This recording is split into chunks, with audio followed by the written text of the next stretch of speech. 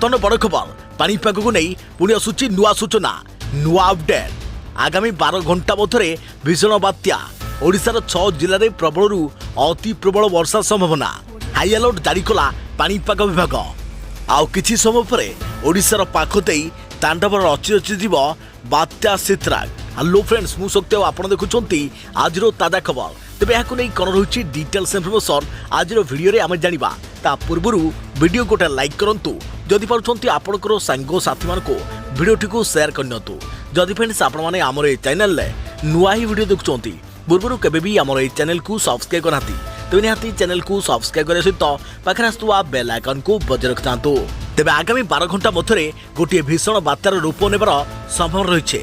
बात्या सित्रांग वर्तमान सागर द्वीपपुंज ठारू दक्षिण दिगरे 500 किलोमीटर दूर में पूर्व केन्द्रीय पार्श्ववर्ती पश्चिम केन्द्रीय बंगोपसागर अंचल में केन्द्रीभूत रही। तेज बांग्लादेश बारिशालर दक्षिण दक्षिण पश्चिम में 670 किलोमीटर दूर रही। एने भुवनेश्वर आंचलिक पाणीपाग केन्द्र पक्षर सूचना दी जाइए।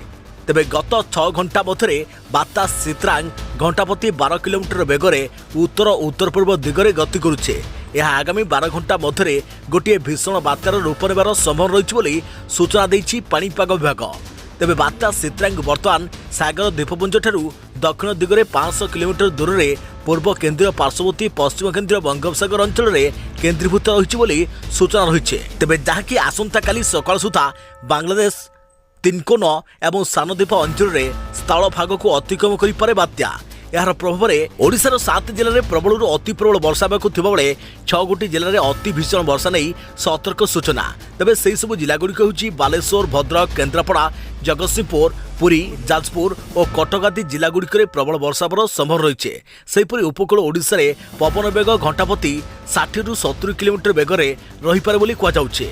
तेज यह बढ़ी 70 ରୁ 80 डेईपार बोली जमापड़ी। तेज ये बर्तमान बड़ खबर पानीपाग को नहीं आग को नुआ अपडेट आम चैनल सहित जोड़ी रही। तो फ्रेंड्स पुणी देखा आउ एक नुआ भिडियो से पर्यंत मु रही जय जगन्नाथ।